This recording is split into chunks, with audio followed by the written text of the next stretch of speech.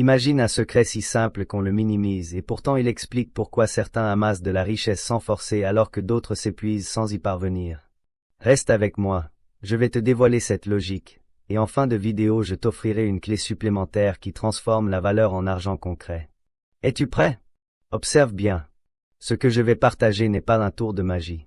C'est une nouvelle manière de regarder l'argent, une perspective qui peut tout bouleverser. Si tu mets en pratique ce que je te donne ici, dans 30 jours ta façon de créer des revenus peut être complètement différente.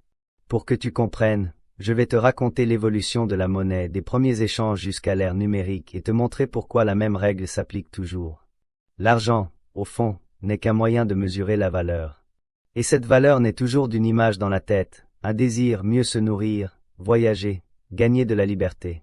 Ce rêve met en marche le mécanisme économique. Pour le saisir, revenons loin dans le temps. En Égypte ancienne, les promesses orales ont fini par être remplacées par des poids de métal. Peser l'or ou l'argent a créé un langage commun. Un poids égale une promesse tenue. Les unités standardisées sont devenues des signes de confiance.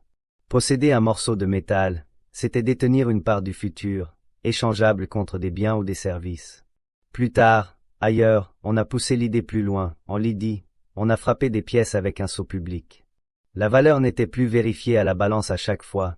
Elle était garantie par l'autorité qui marquait la pièce. La monnaie est devenue portable et parlante.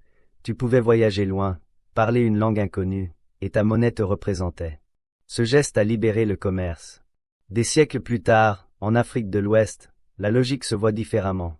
Mansa Musa a montré que l'or pouvait servir à construire des routes, des écoles, des centres d'échange. La richesse devient influence, savoir, et capacité à créer un avenir collectif. Une promesse claire portée par une communauté prend encore plus de valeur. À Amsterdam, face au chaos monétaire et au risque du transport, on a créé un système où l'on dépose son or, on le vérifie, et on échange des écritures. La confiance cesse de reposer sur un seul souverain et s'appuie sur une institution. On croit au registre. Cela a permis des échanges à distance sans rencontrer l'autre personne. La structure crée la confiance et la circulation de la valeur explose. Le XXe siècle a rappelé une vérité. Sans confiance, l'argent s'effondre. Les garanties publiques ont rétabli la foi collective et ont relancé le système. Quand les gens croient que leur argent est protégé, la valeur circule à nouveau. La confiance multiplie la valeur. Mais la confiance ne suffit pas. Le temps joue aussi. Plus on rapproche le désir de sa réalisation, plus on est prêt à payer. Construire des routes, accélérer les transports, inventer le transfert écrit, tout cela a pour effet d'augmenter la valeur en réduisant le délai entre l'achat et le bénéfice. En Chine, au VI siècle, le billet de banque a permis de transporter la promesse bien plus vite que le métal. La valeur s'est mise à circuler plus vite. Il y a encore une autre dimension, l'effort. Certaines formes de monnaie le montrent crûment. Sur l'île de Yap, on payait avec d'énormes disques de pierre extraits lointainement. La difficulté de les ramener augmentait leur valeur. La communauté accordait de la valeur à l'effort consenti. Des siècles plus tard, au Kenya, M-Pesa a appliqué la même idée contemporaine, rendre l'échange instantané et supprimer la peine, et ainsi la valeur perçue monte. Réduire l'effort, c'est augmenter la valeur ressentie. À travers ces siècles, un fil rouge apparaît. Un échange se réalise quand il y a un rêve précis, la croyance que la promesse sera tenue, un accès rapide au résultat, et peu d'efforts demandés à l'acheteur. Alex Hormozy formalise cela dans une équation qui relie résultat désiré, probabilité perçue, délai et effort. Je te montrerai comment l'appliquer concrètement après.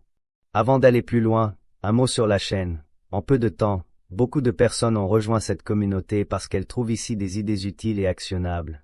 Si tu veux recevoir ces contenus et progresser concrètement, abonne-toi et active la cloche, chaque vidéo vise à t'aider à gagner plus. Maintenant, voyons ce que tu peux faire dès aujourd'hui. Troisième et dernier appel, ne vends pas ta compétence, vends le futur que tu proposes. Les gens n'achètent pas un service, ils achètent la transformation. Ensuite, rends ta promesse crédible, explique ton processus, montre des preuves, publie des témoignages et des résultats concrets. La confiance se construit par la preuve et la cohérence. Enfin, raccourcis le temps entre l'achat et la promesse, et en même temps réduis l'effort perçu. Si tu offres un résultat rapide et simple à obtenir, ta valeur augmente. Supprime les étapes inutiles, la complexité et la charge mentale de ton client. Le timing compte aussi. Proposer au bon moment fait toute la différence. Écoute les discussions, repère les frustrations, Identifie les besoins urgents. Quand le marché exprime un problème récurrent, tu sais que le moment est venu. Si nécessaire, tu peux encourager l'action avec une vraie rareté, des bonus limités, ou une fenêtre d'inscription précise, sans tromperie, juste une synchronisation. Voici le bonus promis, une règle pratique pour estimer la valeur de ton offre. Plus ton résultat est clair et désirable, plus les gens croient qu'ils l'obtiendront, plus le délai est court et moins l'effort demandé est grand, plus ta valeur augmente. En pratique, rends ton offre tangible, prouve-la, accélère la livraison et simplifie la vie du client. Un exemple simple, si tu es coach, ne vends pas des heures, vends la sensation de regain d'énergie et de fierté en X semaines, avec témoignages et plans concrets. Si tu es développeur, vends la liberté que ton automation apporte, pas seulement le code. Si tu crées un produit, fais en sorte que l'utilisateur perçoive que l'effort a été retiré de ses épaules. L'histoire montre une chose, la forme de la monnaie change, pierre, métal, papier, données, mais l'émotion qui fait tourner les échanges reste la même, la confiance que l'autre tiendra sa promesse. Pour créer de la richesse, cherche la valeur réelle, rends-la visible, supprime la friction et choisis le bon moment. Quand tout s'aligne, c'est l'argent qui vient vers toi. Si tu veux que je t'aide à appliquer cette logique à ton projet, écris en commentaire le résultat que tu veux vendre. Je te proposerai une méthode simple pour la rendre plus désirable, plus crédible et plus rapide à obtenir.